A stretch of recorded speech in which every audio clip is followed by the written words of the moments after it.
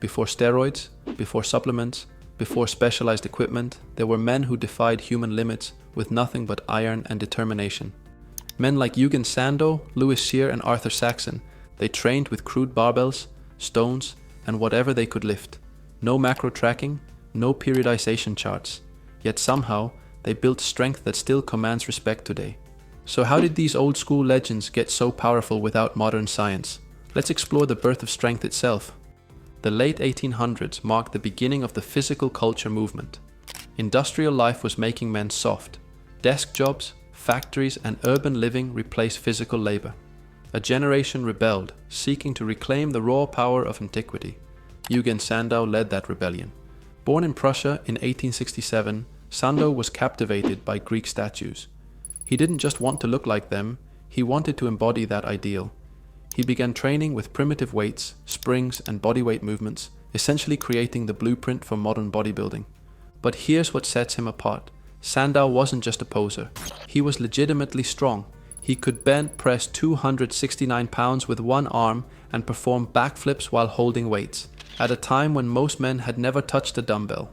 Modern lifters drown in complexity. We obsess over RPE, deload weeks, and nutrient timing. Sandow and his peers? Their philosophy was brutally simple. Lift heavy, lift consistently, recover fully. They focused on compound movements, presses, carries, and lifts that engaged the entire body. No isolation work, no cable machines. Every exercise recruited multiple muscle groups. They didn't train muscles, they trained movements. Sandow believed every man should master the fundamental human patterns: push, pull, hinge, squat, and carry. The barbell was a tool for building character, not just muscle. If Sandow was the father of bodybuilding, Louis Cyr was the embodiment of pure, raw strength. Many still consider him the strongest man who ever lived. Cyr wasn't a polished athlete. He was a working-class hero, a lumberjack from Quebec who stood 5 feet 10 inches and weighed over 300 pounds of dense muscle. His feats seem impossible. In 1895, he backlifted 4,337 pounds, 18 men standing on a platform. He lifted 500 pounds with one finger. He resisted the pull of 4 draft horses simultaneously, 2 in each hand, while grooms cracked whips to force the animals to pull harder. No steroids, no specialized coaches, just relentless work and consistency. His training was straightforward: heavy lifting, manual labor, and constant challenge. He once said, "Strength is not built by comfort, it is built by strain." That's what modern lifters often miss, the willingness to truly strain. Then came Arthur Saxon, the Iron Master. At about 200 pounds, Saxon wasn't the biggest strongman, but his technical mastery was unmatched. He performed the legendary bent press, lifting 370 pounds overhead with one arm. That record, set in 1905, has never been broken. How? Through deliberate practice and precision. Saxon didn't chase the pump. He pursued mastery. He believed in what he called nerve strength, complete muscular control through unwavering focus and perfect coordination. He would practice a single movement for months, even years, until it became second nature. No fancy variations, no trendy equipment, just relentless refinement through repetition. Their nutrition was remarkably simple and effective. There were no supplements, no protein powders, no tracking apps. They ate real food, and lots of it. Louis Cyr reportedly consumed massive quantities, pounds of meat daily, dozens of eggs, and gallons of milk. Sandow preferred moderation: lean meats, vegetables, and milk. Arthur Saxon famously proclaimed beer the best of drinks for the strongman, and drank it daily. Despite these differences, one principle united them: consistency. They ate the same meals every day. Their bodies adapted and grew dense, powerful, and resilient. Modern lifters chase optimization. These men chased effort. Here's the crucial difference. Modern athletes often chase fatigue. Old school strongmen chased function. Progress was measured in performance. Could they lift heavier, carry further, or hold longer? Ironically, this performance-first approach produced phenomenal physiques. Functional muscle, built from real resistance, is naturally dense, proportionate, and impressive. Look at photographs of Sandow or Saxon. No editing, no tanning, no enhancement. Just raw, symmetrical power.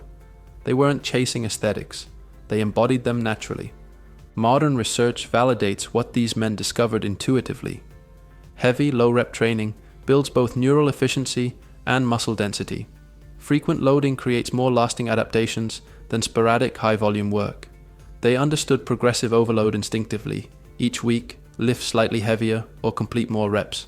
If progress stalled, they rested and tried again. No spreadsheets, no algorithms, just listening to the body. This auto-regulation, adjusting intensity based on feel, is now a cornerstone of modern strength training.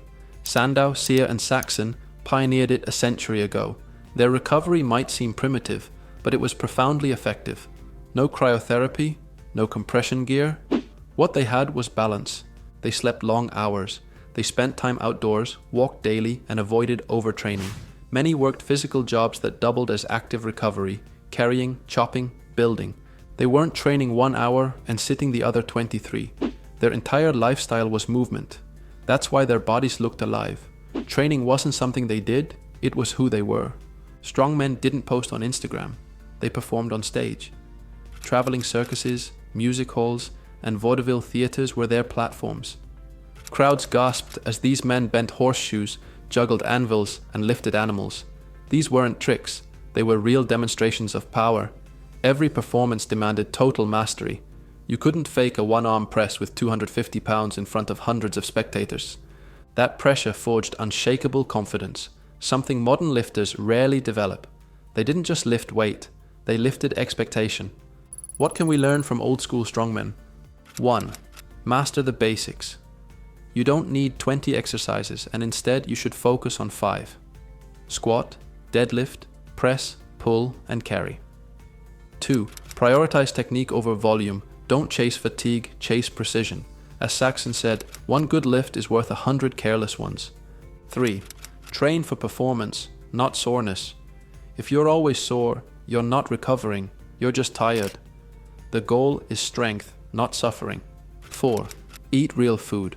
Protein, calories, and discipline beat any supplement stack. 5. Be patient.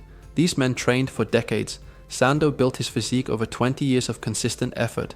In our world of 12-week transformations, patience is revolutionary. There's one more element that defined them: belief.